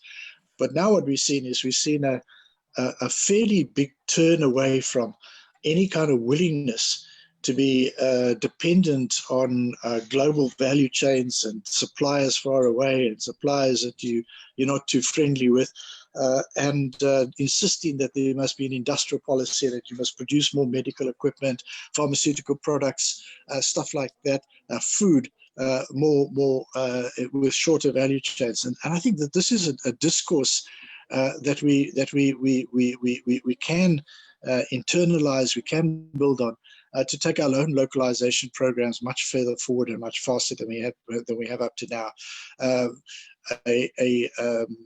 In the context of the African continent, the development of the pharmaceutical industry has been something long talked about. I think we have an opportunity to get such a thing going as a continental value chain that South Africa can play an important role in, and also using that to try to promote alternative forms of participation. I think that's what everyone is talking about in some way or form. It is the better organized, the stronger, the more powerful capitals that benefit from these programs. How do we now get these to benefit more community-based cooperatives? How do we get alternative forms of engagement? Because I'm sure that somebody asked the question about what has happened to ownership patterns. Well, a couple of flagship programs of the sort of black industrialists that I was aware of in the time when I was in government, I've more recently seen that some of those are now in trouble. And I suspect that many black capital is capital represented by the Black Business Council that the party had an engagement with, and how do we find some common ground around some programs with them becoming an issue is become a real question, because I'm sure that they are less able to sustain this period that we've gone through than many more established capitals. So I think that we do have, for the moment, we've got capital on the back foot to some degree. That capital, I saw this organization called Business for South Africa. They produced some risk analysis of the post-COVID environment. And the biggest risk they identified was what they called social unrest, that there could be a breakdown of law and order. And I think that this means that they realize that any long period of stagnation will be something that will not be in their interests. And I think that creates an opportunity for us to perhaps put things on the table in a stronger way than we've been able to do before. And so I think the object of the paper was to try to try to identify something of that nature. Now, Comrade Lange does raise some important questions about where's the green in our program. Well, I mean, I think one of the things that I think is very important is that I kept mentioning this about resilience. There's climate change mitigation, which means that we must take steps to try to reduce the potentiality of catastrophic climate change. That's very, very important, and that does cover the realm of things like renewable energy and stuff like that. And I'll come to that in a moment. But the other one is adaptation.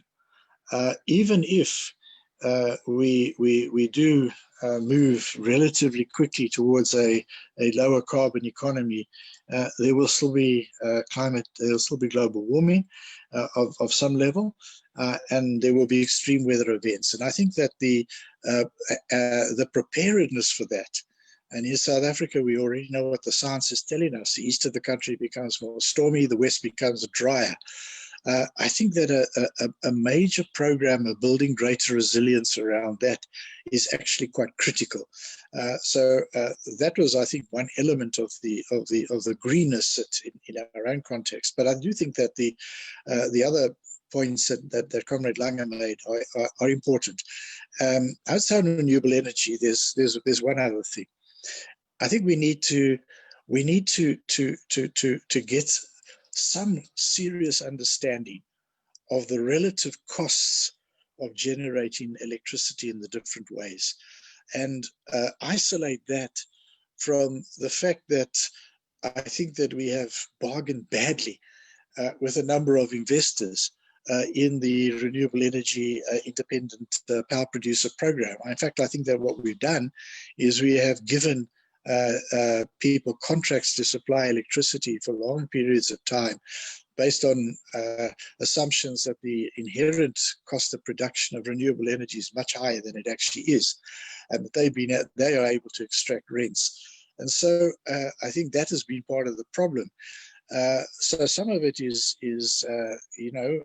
people say that, for example, these supplementary power stations running on diesel, concentrated solar power can be lower than that.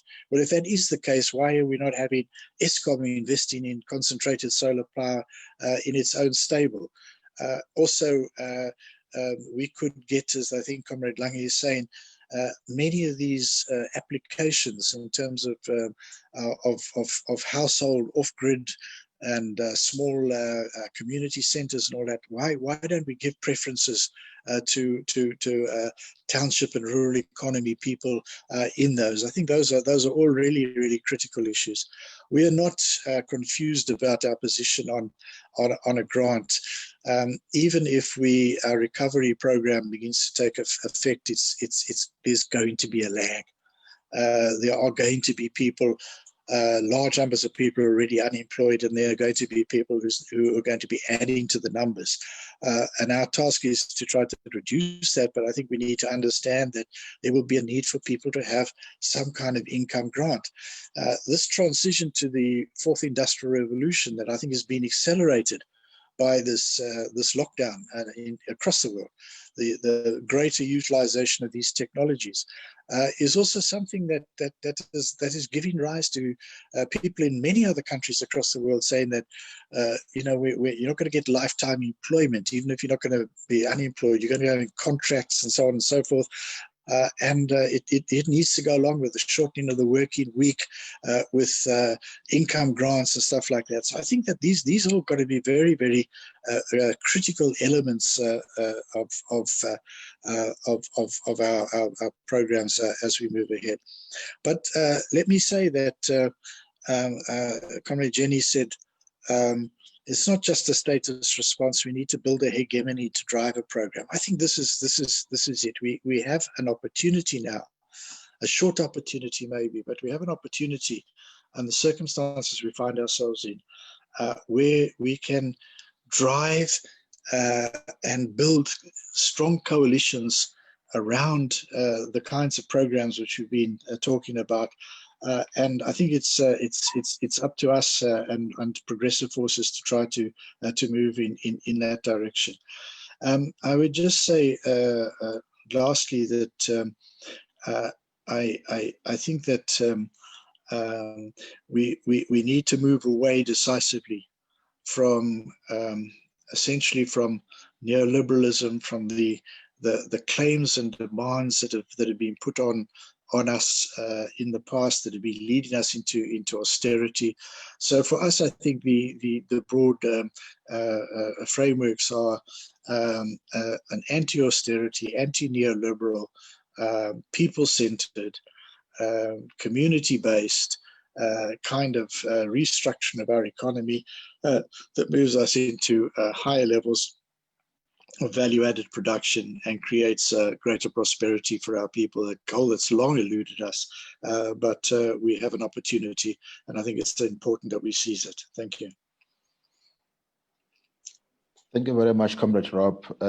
We have already arrived, almost reached 7 o'clock. There's just, I think I will just give an opportunity to 2 more questions. One is going to be, I see Karima has raised a hand. There's a question here from Anthony Dietrich, who is on Facebook. I suspect that this might be a question related to Comrade Langa. And it says, where should the PIC and other SOEs hold their capital? And then there is it's more of a comment, actually, even though it's titled as a question, but it's more of a comment from Comrade Pius. It says, any economic recovery will need working class hegemony in the state, not limited to parliament and cabinet. This means working class unity. How then should the SACP organize and unite workers from all these various federations beyond just COSATU? With the SACP is for the working class, not just COSATU as such. It must also unite all the workers if working class power is really to make itself felt. And so I think that's more of a comment really than a question. And so probably the real question is more from Anthony, which I hope that Comrade Langer will answer shortly. Let me just, I see the hand from Karima. Please come through, Karima. Okay, just a question on the points that Comrade Rob and Jenny made about building hegemony and building broad front politics. I mean, the left is very divided in South Africa. We have a fractured trade union movement. We've seen quite a lot of organizations that sprung up in this period of COVID-19 as a response to some of the weaknesses in the state, from things like providing basic foodstuffs to people to organizing things like shelters.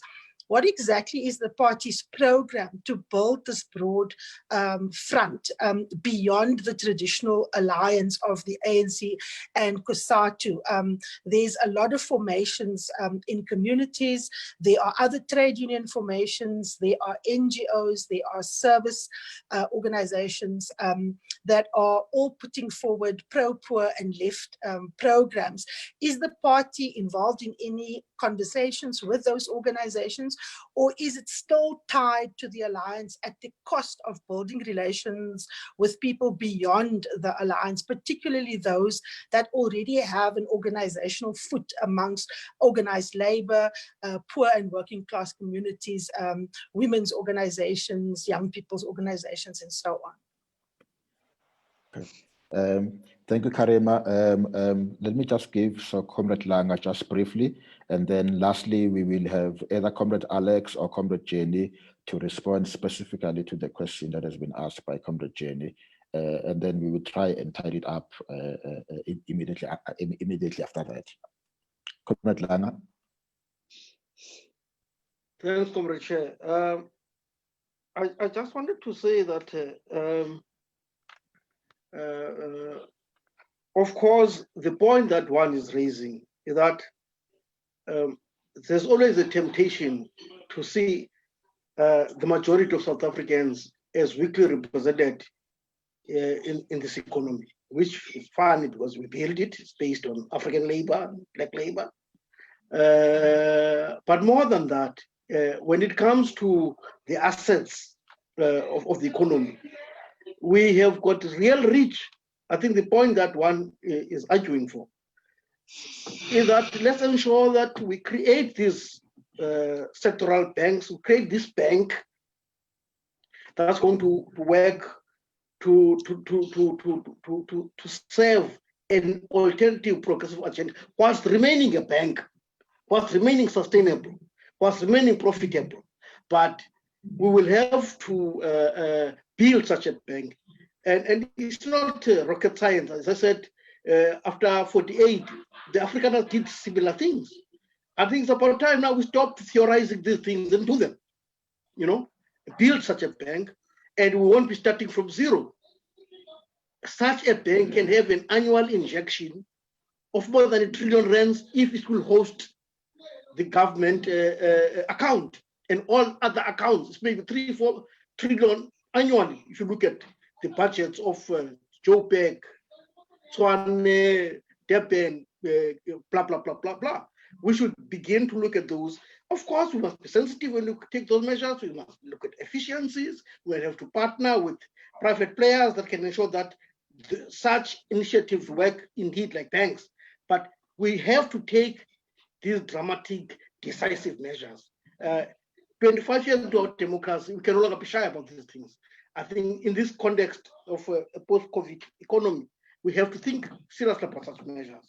That's the first thing. I would like to make and then, so therefore, the issue of the PIC, okay? One will not talk about where it invests its money, where it goes, but the hosting, its bank account, talk about such basic services as those, it would have to reinforce this effort as well. It cannot be banking elsewhere when there's a particular new state bank with an alternative and transformative mandate, and yet you get SOEs banking elsewhere. No, we want all of that to reinforce this capacity, okay? So only that will ensure that we've got a weight, presence, and capacity to influence where the overall economy is going. That's the point that we are arguing, that we need to explore and look seriously on such measures. I want to make a comment before corporates tie up the discussion. I think the issue of hegemony is very, very, very important. The party has to step up what it has always been doing in its almost 100-year history, which is to influence trade unions, to influence the ANC, etc., etc. But we must now expand that more to include many other players. I mean, of course, other alliances with them, some will be strategic, others, like with the churches, nothing stops us in the churches and religious bodies having a strategic relationship with them, okay? Because they will share the just future that we envisage for South Africa. But others, you know, may be tactical. We will not agree with everything, but some of their tactics may not accord with some of the challenges that we have to face as one of the principal leaders of the South African Revolution. Remember that we cannot just conduct ourselves as like anarchists. We're not.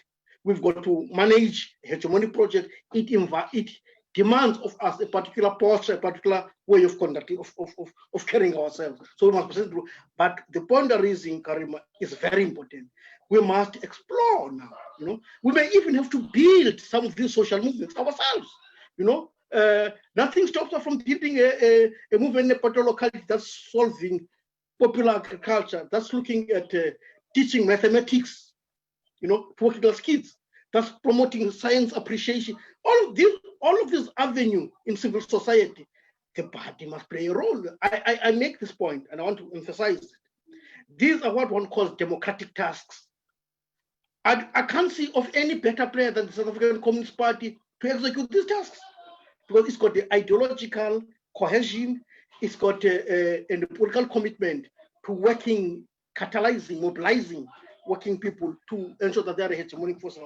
So basically, I would like to say, as I conclude on this hegemonizing, that how we want to work with banks, the independent ones, we must begin to talk about what some call socialization of capital, which does not mean owning capital.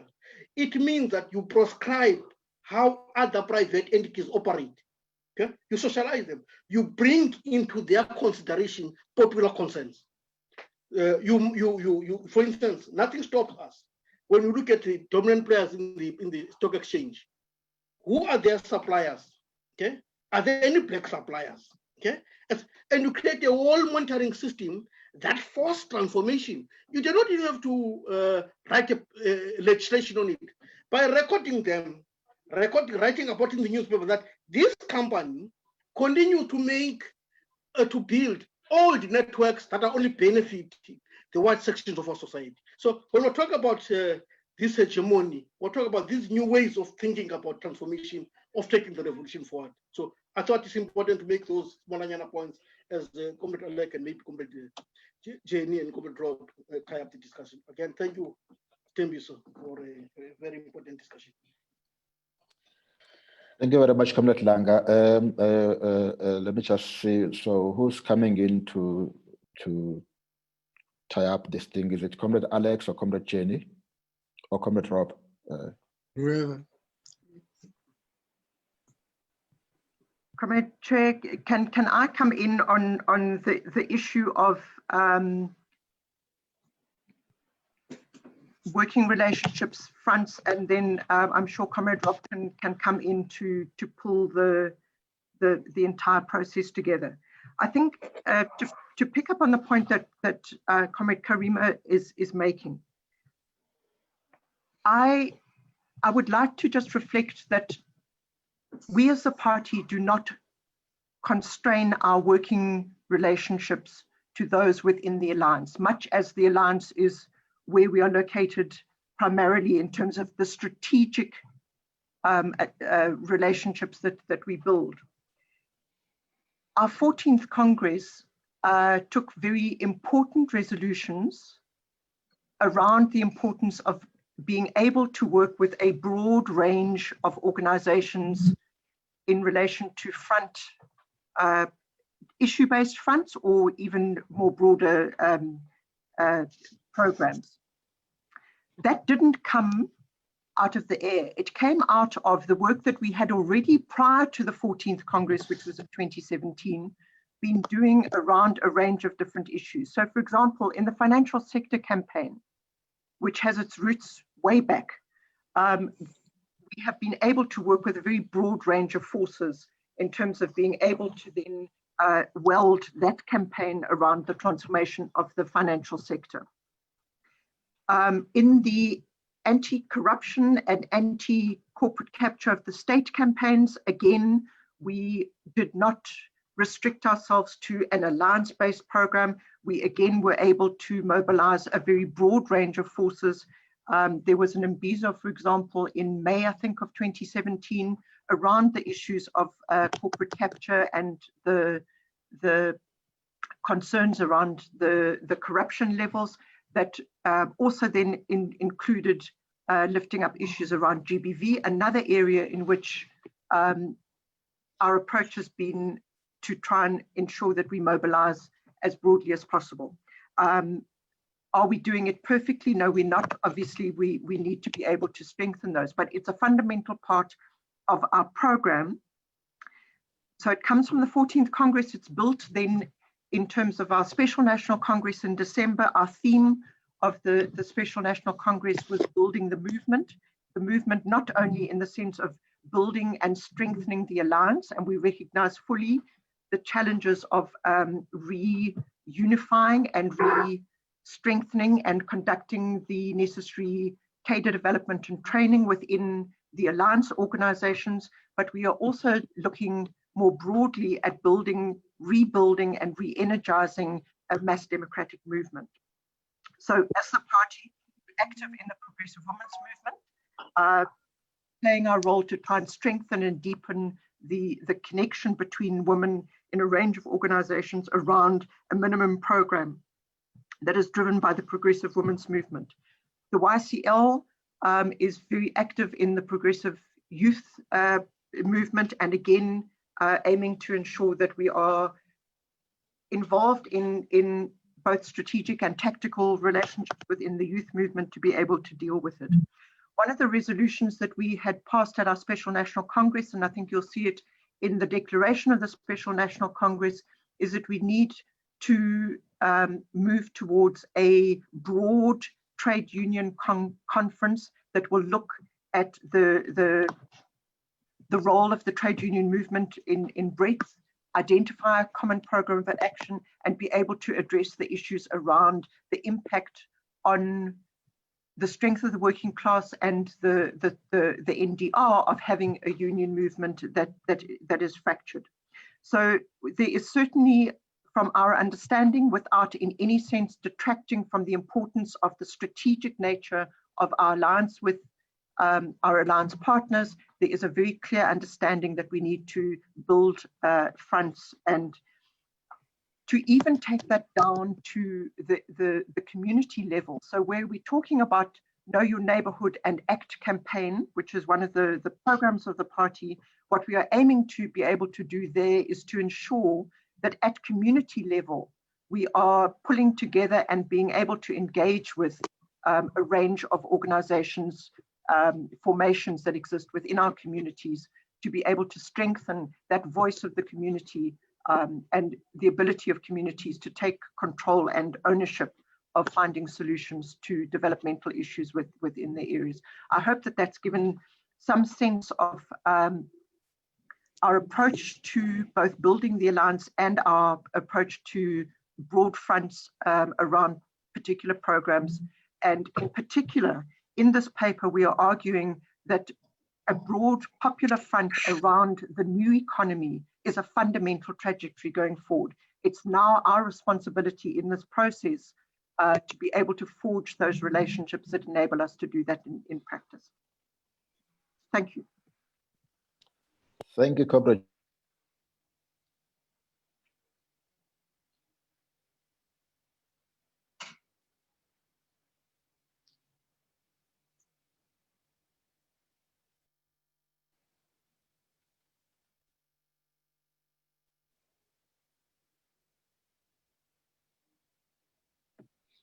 What's the Hello, problem, Chair? I think Comrade Stembiso is currently frozen. Yeah. So I would suggest, Comrade Rob, that you take the floor to pull threads together. Well, I think, you've largely covered what I'm on it. I think you, Comrade Jenny, you've largely covered what I would have said on that. I mean, I think there's two other activities in relation to the economic crisis that are notable, the broad front nature the party's been involved in. I did mention one, which was the meeting with the Black Business Council. And the other one, I think, is the solidarity economy, the sometimes, to use the other term, the informal economy, and moving in that direction and taking some of the issues and some of the initiatives that have come from there a lot more seriously in our sort of recovery programs. But I think that in terms of just a word to conclude, because I don't think I'm going to say anything much more on any substance, I want to just really thank all the comrades for the comments that they've made on this paper. I think if this paper's done anything, is it's stimulated a need for us to have many more discussions of this nature on various topics that have been mentioned. I think that the macroeconomic policy stance is a critical one. The construction of our financial infrastructure so that we release funds to support development and many more local funds, because I think many of us are convinced that we can, as a country, to a very large extent, fund our own recovery without having to resort to foreign loans. And then the other one is the different sectoral programs that all have to be part of this. But I do want to emphasize yet again, because nobody mentioned it no one added to it, is that the critical importance of a public investment program that deals with a number of the issues that have been raised by COVID, as well as with traditional infrastructure. This is something that we really have to get going, and get going very urgently and very critically. So I would say from my side, well, thank you for the opportunity for us to have this as an event, as part of launching this particular document, and we look forward to many more engagements as a party on these absolutely critical issues. We are in a moment where, quite frankly, if we do not have a progressive way forward, the circumstances we will find ourselves in will be much worse for the majority of our people, for the majority of humankind, and goodness knows what politics such a situation will give rise to. So I think that it's very important that we do act on the directions that we have agreed that we need to move on. Thank you very much. Thank you, Comrade Rob. I must say that Comrade Stembiso experienced a power outage in his area, and he called to inform me. And there are several comrades from the Chris Hani Institute, Aisa, Musha, and others. The Institute is the one hosting the program, so they will thank those who participated and close the program. There is just one point I wish to emphasize before perhaps comrades can do so. The paper ends by stating two intentions. The first is that we will have to produce more detailed, practical action-oriented, sector-specific papers. So in its opening, this one says, or in its title, it says, towards an SACP strategic perspective. So this one was more concerned about the strategic perspective. And the more sector-specific papers will take their cue from the strategic perspective once endorsed, taking into account the submissions and the comments that would have been made. And in addition to the sector-specific papers, there will be this one on social transformation and development, linking the economic and the social, so that we do not consider them in isolation. The issues like energy, agriculture, industrial policy, and the other sectors will play a crucial role in the sector-specific papers. And I wish to thank the Chris Hani Institute for hosting us, and comrades for their participation, even those who have not spoken. I know that some of them are lined up in the next seminars planned by the Chris Hani Institute. So let's allow Musa, Aisha, and the other comrades from the Chris Hani Institute to just formally close the program. I see some Galahadeve, they will just decide among themselves as the hosts. I think since no one else is unmuting, I'm going to, Aisha Lorgat, I'm going to thank everyone for participating. Thank you to all the panelists and to the participants. Just a note that next week, next Thursday, there'll be a webinar with Reg Nkosi, themed macroeconomic policy, monetary policy, with a sub-theme on a critique and reconstruction of South African monetary policy. And then the week after that, there'll be a webinar presented by Chris Malikane, themed macroeconomic policy transformation, with a sub-theme on second radical phase of democratic transition and macroeconomic policy change. And then the last one that's currently scheduled, but as Tembiso mentioned earlier, there are going to be 3 rounds basically of seminars. So the last one that's currently scheduled is for the 2nd of July, presented by Duma Kubule, and it's themed domestic funds mobilization for investment, with the sub-theme monetary and fiscal policy changes for economic turnaround. So I hope that everyone will join us again for the upcoming webinars. And once again, thank you everyone. I think it was a very good and very useful discussion. Thank you to the presenters, and hope to see you next time. Sorry for running so much over time. Thank you, Comrade Rob, for a very fruitful one, and thank you, everyone.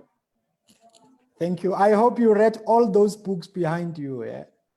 My child asked me, Daddy, are you saying you read every page and every line and punctuation? So I put that to you. I'm saying I'm done with this one. I'm waiting for your book. I'm done with this one. I'm waiting for your book. Okay, you gave me a good answer. I will use that answer. Comrade Rob, you said you are busy with the manuscript.